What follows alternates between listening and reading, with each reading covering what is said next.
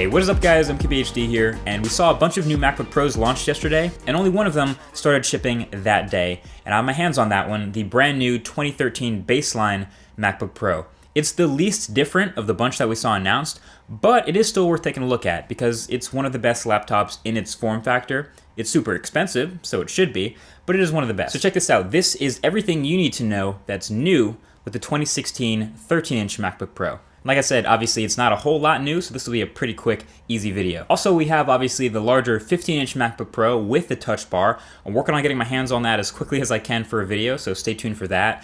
And we also have the 13-inch MacBook Pro with a touch bar as well. This is neither of those. This is the 13-inch MacBook Pro baseline, cheapest one you can get without the touch bar. So what comes in the box is pretty standard, nothing new. It's the laptop itself, and then the charger underneath, a USB Type-C charger, because this is the only port you have on this new MacBook, just like the 12-inch. But this time it's more than one port, so that takes me to the first difference, the design.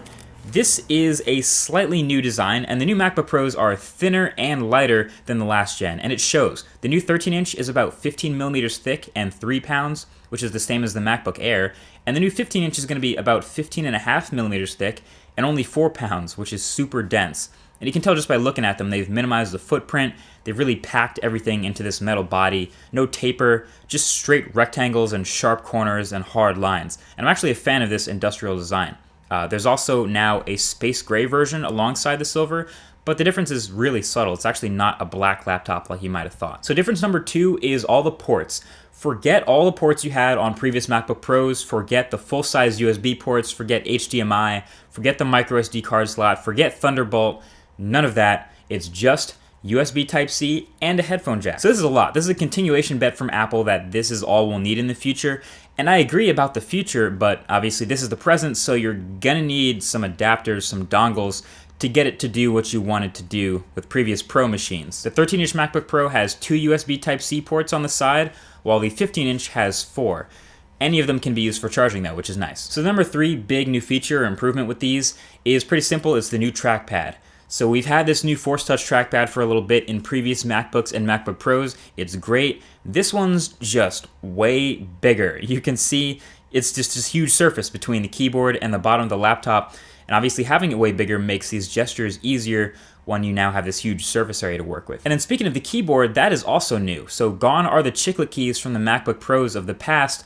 These are all now rocking the second generation butterfly switches that you might find familiar from the little 12-inch MacBook.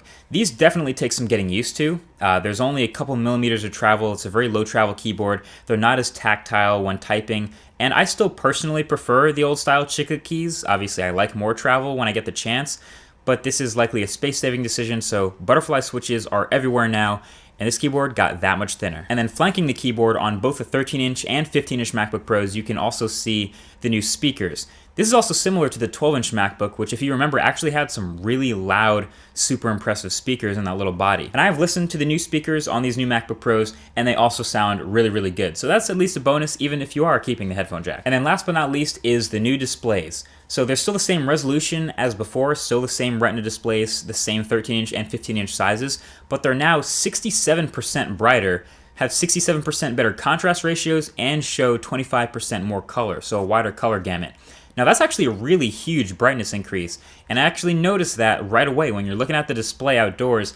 I don't even have to max out the display to see it pretty clearly, which is awesome.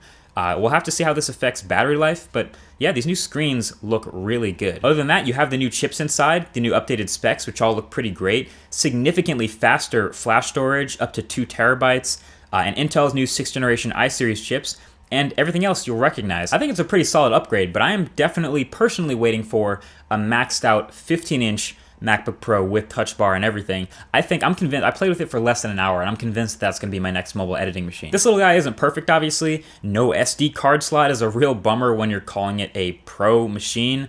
The webcam is still poop quality. Sorry, it's probably not going to change anytime soon. And there's no more glowing Apple logo on the back of, I guess, any Apple laptops now.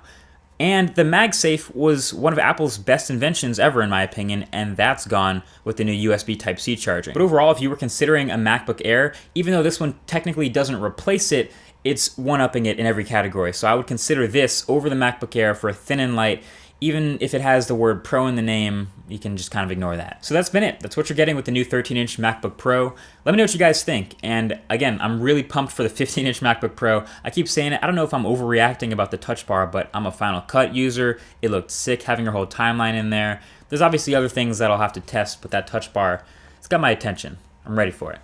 Either way, thanks for watching, and I'll talk to you guys in the next one. Peace.